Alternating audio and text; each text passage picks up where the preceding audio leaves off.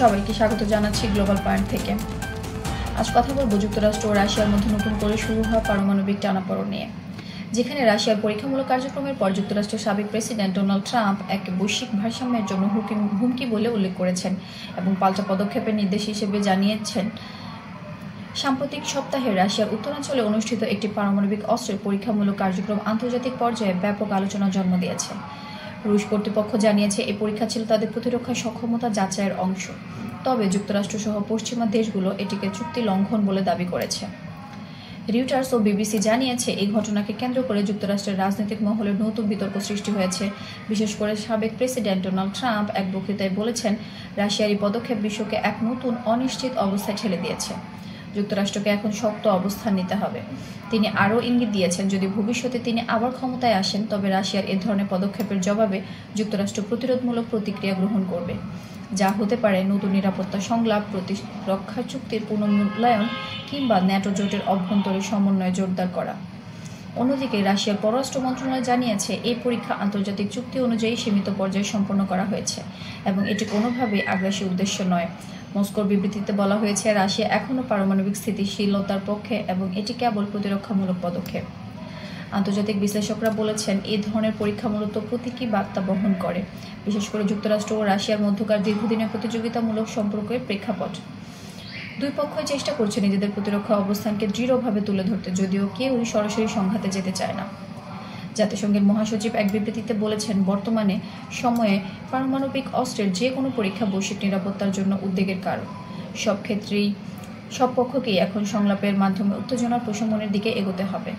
এদিকে যুক্তরাষ্ট্রের প্রতিরক্ষা দপ্তর বা পেন্টাগন জানিয়েছে, তারা পরিস্থিতি নিবিড়ভাবে পর্যবেক্ষণ করেছে। এছাড়া ইউরোপীয় ইউনিয়নও একটি আনুষ্ঠানিক বিবৃতিতে জানিয়েছে, রাশিয়া ও যুক্তরাষ্ট্র উভয়কেই comprehensive nuclear test ban treaty মেনে চলার আহ্বান জানানো হয়েছে। বিশ্লেষকদের মতে 2024 এবং 2025 সালের আন্তর্জাতিক রাজনীতিতে পারমাণবিক প্রতিরক্ষা ইস্যু আবারও বড় আলোচনার কেন্দ্রবিন্দুতে উঠে আসছে। বিশেষত ইউক্রেন সংকটের পর থেকে যুক্তরাষ্ট্র রাশিয়ার সম্পর্ক যে পর্যায়ে দাঁড়িয়েছে, তাতে পারমাণবিক ভারসাম্য এখন কূটনৈতিক চাপের একটি মূল হাতিয়ার হয়ে উঠেছে। তবে যুক্তরাষ্ট্রের বর্তমান প্রশাসন এখন পর্যন্ত ট্রাম্পের মন্তব্য নিয়ে কোনো আনুষ্ঠানিক প্রতিক্রিয়া দেখায়নি।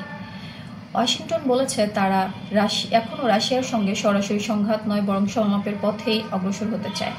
আন্তর্জাতিক সংবাদ মাধ্যম দ্য গার্ডিয়ান বিশ্লেষণে জানায়, এই পরিস্থিতি হয়তো নতুন অস্ত্র প্রতিযোগিতার সূচনা নয়, বরং পুরনো শীতল সম্পর্কের একটি মনস্তাত্ত্বিক প্রত্যাবর্তন, যেখানে শক্তি প্রদর্শনের চেয়ে বেশি গুরুত্ব পাচ্ছে রাজনৈতিক প্রতীকী বার্তা।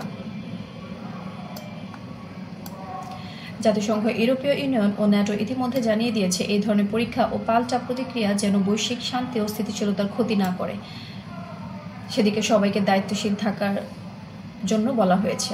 দুই পক্ষের এই পারমাণবিক প্রতিদ্বন্দ্বিতা কেবল সামরিক নয়, বরং বৈশ্বিক কূটনীতির একটি সূক্ষ্ম ভারসাম্যের অংশ। বিশ্লেষকরা মনে করছেন, যদি উভয় দেশ সংলাপের পথে না আসে তবে ভবিষ্যৎ বিষয়টি আন্তর্জাতিক নিরাপত্তা কাঠামোকে জটিল করে তুলতে পারে। শেষ পর্যন্ত বলা যায়, রাশিয়া ও যুক্তরাষ্ট্রের এই নতুন পারমাণবিক দ্বন্দ্ব আবারও বিশ্বকে স্মরণ করিয়ে দিচ্ছে, একবিংশ শতাব্দীর প্রযুক্তি ও উন্নতির যুগেও পারমাণবিক শক্তি এখনও বিশ্ব রাজনীতির সবচেয়ে সংবেদনশীল অধ্যায়। এখন সময় কূটনৈতিক আলোচনার মাধ্যমে একটি স্থায়ী ভারসাম্য খুঁজে বের করার। আপনারা দেখছিলেন গ্লোবাল পয়েন্ট। বিশ্ব রাজনীতি, প্রযুক্তি ও আন্তর্জাতিক সম্পর্কে সর্বশেষ বিশ্লেষণ পেতে সাবস্ক্রাইব করে পাশে থাকুন। পরের ভিডিওতে আবার দেখা হবে। ভালো থাকুন, সুস্থ থাকুন। ধন্যবাদ।